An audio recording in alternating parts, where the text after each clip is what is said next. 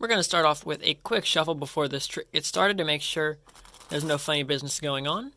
Even the spectator can shuffle up the deck. Now at this point, we're just going to have any card selected, so let's just take whatever the top is. We have the three of hearts, and I'm going to have the spectator hold it in their hands. I have the spectator hold their hands like this.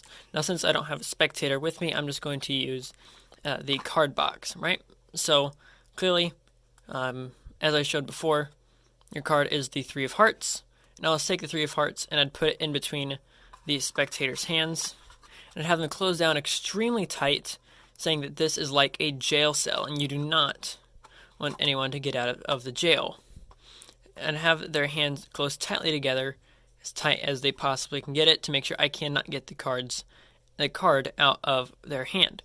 Now with a snap of my fingers or a wave of my hands, instantly what you'll realize is there's a thing called a doppelganger, where it is someone who looks like the person who's in jail, but it's really someone else.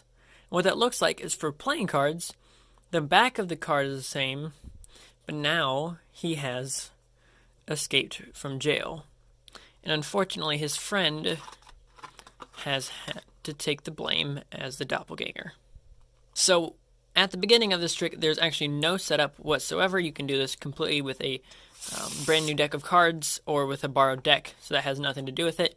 You're going to go ahead and give the deck a quick shuffle depending on how you want to do that shuffle. There's so many different ways. And then you can have a card selected. If you do have a card selected, don't have them look at it. Just set the card on the top of the deck, okay? Do not let them take the card out and look at the card. That's not what you want. You want them to take the card out, even if they just point to one. You take it out and set it on top of the deck, or to say we'll use the top card, or you can have them point here and we just cut to it. Many different ways, but you don't want them to look at the card. You want their card to be on top without them looking at it yet. Next, what you want to do is a double lift. Very simple move. You take one card right here, and then you present it.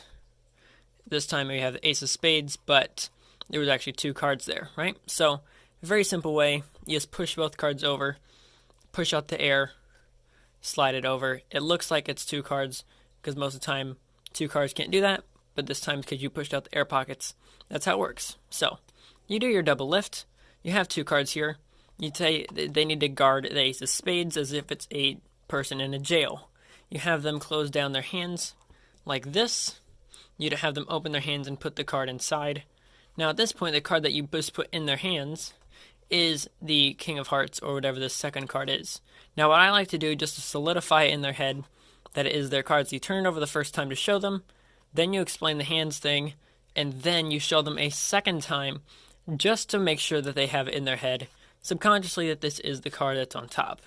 No matter how you want to do your double lift, if you want to do a strike double lift, if you want to do a push-off double lift where you riffle down and do it more like the Russian genius does it, no matter how you do it, just make sure you do it the same way both times. It doesn't matter as long as it's consistent. Then you take the card, you put it in between their hands. Now in this case, we're going to put it in the box. So of course at this point is already the King of Hearts, and the move has already been done. Extremely simple. Now if you want to make this an even crazier effect, you can do this with a duplicate card. So first, let's say you have three cards here. You have the 10 of hearts, ace of spades, and 10 of diamonds. You're going to show, at first this time is going to be the ace of spades. You're going to take it here, and you're going to put a random card in. Now, when you take and show them that their card is not on top, this would be a duplicate card, so it would be the 10 of hearts. It shows them your card is not in here, your card is clearly in there. Then when you snap your fingers or do whatever move you want to, now the ace of spades is now with you, and the 10 is now with them. Super fun move, super fun card trick, absolutely love it. And if you are wanting sleight of hand card tricks like this that are a little bit more advanced, this is not one that I would do very often. This is going to be the channel for you because I do put out a new tutorial within sleight of hand or cardistry every single Sunday. So make sure to subscribe and ring the bell if this is the content that you like a lot and you're wanting to get better at sleight of hand and cardistry. And I'll catch you guys in the next one. This is Card Perfect, signing off.